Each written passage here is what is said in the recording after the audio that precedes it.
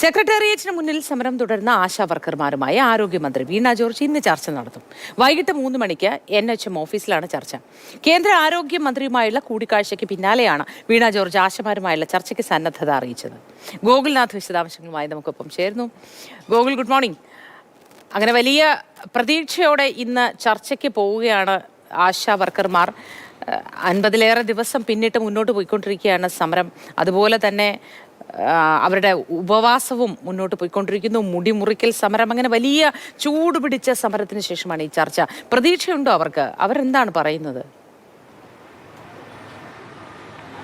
മോത്തി, കേരള ആശ health worker association എന്ന സംയുക്ത സമരസമിതി ഇവിടെ സമരവുമായി സെക്രട്ടേറിയറ്റിന് മുൻപിലെത്തിയിട്ട് 53 ദിവസം തികയാണ്. അത് മാത്രമല്ല, ഈ നിരാഹാര സമരം 15-ാം ദിവസവും പിന്നിടുകയും ചെയ്യുന്ന ഈ ഘട്ടത്തിലാണ് കഴിഞ്ഞ ദിവസം കേന്ദ്ര ആരോഗ്യമന്ത്രിയുമായി കേരള ആരോഗ്യമന്ത്രി നടത്തിയ ചർച്ച. ആ ചർച്ചയിലാണ് ഇൻസെൻറ്റീവ് അടക്കമുള്ളവ ഉയർത്തുന്ന കാര്യത്തിൽ കേന്ദ്രം തീരുമാനം അറിയിച്ചത്. കേന്ദ്രം ഉയർത്താൻ സന്നദ്ധമാണെന്നുള്ള തരത്തിലായിരുന്നു അന്ന് കേന്ദ്രമന്ത്രിയുടെ ഭാഗത്തു നിന്നുണ്ടായ പ്രതികരണം. അപ്പോൾ എന്തായാലും കേരള സർക്കാരാണ് ഇത്തരത്തിൽ ഓണറേറിയം തുക ഉയർത്തേണ്ടത്. അപ്പോൾ ഓണറേറിയം തുക കേരള സർക്കാർ ഉയർത്തിയാൽ മാത്രമേ ഇവർ ഈ സമരവേദി വിടുകയുള്ളൂ എന്നുള്ളതായിരുന്നു അറിയിച്ചിട്ടുണ്ടായിരുന്നു. അതേ തുടർന്നാണ് ഇപ്പോൾ ഈ ചർച്ചയ്ക്ക് വിളിച്ചിട്ടുള്ളത്. എന്തായാലും ഈ ചർച്ചയിൽ പരിഹാരമാകുമെന്നുള്ള ഒരു പ്രതീക്ഷ അവർക്കുണ്ട്. കാരണം ഇന്ന് 53 ദിവസം പിന്നിടുന്നു.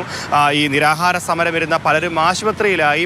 ഈ ആളുകൾക്ക് പകരം നിരാഹാര സമരം വരുന്ന ആളുകൾക്ക് പകരമായി മറ്റാളുകൾ സമരം ഏറ്റെടുക്കുകയും ഒക്കെ ചെയ്ത ഘട്ടമാണ് ഉണ്ടായിരുന്നത്. സമരം അതിൻ്റെ പല രീതിയിലേക്ക് മാറുന്നത് നമ്മൾ കണ്ടു. ആ സമരം മുടിമുറിക്കൽ സമരത്തിലേക്കും അല്ലെങ്കിൽ സെക്രട്ടേറിയറ്റ് ഉപരോധത്തിലേക്കും നിയമസഭാ ഉപരോധത്തിലേക്കും ഒക്കെ മാറുന്നതും കണ്ടു. എന്തായാലും MA ബിന്ദു നമ്മോടൊപ്പം ചേരുന്നുണ്ട്. ഓൾ കേരള ആശ ഹെൽത്ത് വർക്കർ അസോസിയേഷൻ്റെ സംസ്ഥാന സെക്രട്ടറിയാണ്. ഈ സമരം ഇന്നുകൊണ്ട് തീരുമെന്നുള്ളതാണോ ഒരു പ്രതീക്ഷ? അല്ല, തീരണമല്ലോ. ഈ 53-ാമത്തെ ദിവസമാണ് ഇന്ന്. നമ്മൾ വെച്ചിരിക്കുന്ന ഡിമാൻഡിന്മേൽ ചർച്ച നടക്കണം. ഓണറേറിയം വർദ്ധിപ്പിക്കുക, വിരമിക്കൽ ആനുകൂല്യം പ്രഖ്യാപിക്കുക. ഇവിടെ നടക്കുന്ന ഒരു സമരത്തിൻ്റെ അടിസ്ഥാനത്തിലാണല്ലോ ചർച്ചയ്ക്ക് വിളിച്ചിരിക്കുന്നത്. അപ്പോൾ അതിൻ്റെ അടിസ്ഥാനത്തിൽ അവിടെ ഒരു സെറ്റിൽമെൻ്റ് ഉണ്ടാവണം. അതിൻ്റെ അടിസ്ഥാനത്തിൽ സമരം ഒത്തുതീർപ്പാക്കണം. അതാണ് 2 തവണ സമവായ ചർച്ചകൾ നടത്തിയിരുന്നു. ആ 2 സമവായ ചർച്ചകളും വലിയ പാളിച്ചകളായിരുന്നു. ഇല്ല, അതിനകത്ത് സമവായ ചർച്ചയൊന്നും നടന്നില്ല. അതിനകത്ത് വിളിച്ചിട്ട് സംസ്ഥാനത്തിൻ്റെ സാമ്പത്തിക ദുരിതങ്ങളെക്കുറിച്ച് പറയും, നമ്മൾ സമരം അവസാനിപ്പിച്ച് പോകണമെന്ന് ആവശ്യപ്പെടുകയും. ഒരു ചർച്ച നടന്ന 5-ാമത്തെ ദിവസവും ഒരു ചർച്ച നടന്ന 38-ാമത്തെ ദിവസമാണ്. ഈ 2 ദിവസങ്ങളിൽ നടന്ന ചർച്ചയിൽ നമ്മൾ സമരം അവസാനിപ്പിച്ച് പോകണമെന്നാണ് ആവശ്യപ്പെടുന്നത്. മറിച്ച് നമ്മൾ വെച്ച ഡിമാൻഡിന്മേൽ ചർച്ച നടന്നില്ല. അപ്പോൾ ഇന്ന് വിളിക്കുന്ന ചർച്ചയിൽ ആ ഡിമാൻഡിന്മേലുള്ള ചർച്ച നടക്കണമെന്നാണ് നമ്മളുടെ അഭിപ്രായം. അങ്ങനെ ചർച്ച നടന്ന് സമരം സെറ്റിൽ ചെയ്യണം. എന്തെങ്കിലും ഈ വിട്ടുവീഴ്ചയ്ക്ക് തയ്യാറാണോ എന്നുള്ള ചോദ്യങ്ങളൊക്കെ വരാൻ സാധ്യതകളില്ല? അത് അവരുടെ ഡിസ്കഷൻ ടേബിളിൽ ചെല്ലുമ്പോഴാണല്ലോ ഒരു ഫോർമുല വെക്കുമ്പോൾ അതിനകത്ത് നമുക്ക് എന്ത് വിട്ടുവീഴ്ച ചെയ്യാൻ പറ്റുമെന്നുള്ളത് നോക്കുന്നത്. അല്ലാതെ ഇപ്പം പറയാൻ പറ്റൂല. ആവശ്യങ്ങൾ സംയുക്ത സമരസമിതിയുടെ ആവശ്യങ്ങളെല്ലാം അംഗീകരിച്ചു കഴിഞ്ഞാൽ ഈ സമരം എന്തായാലും ഒത്തുതീർപ്പാകും.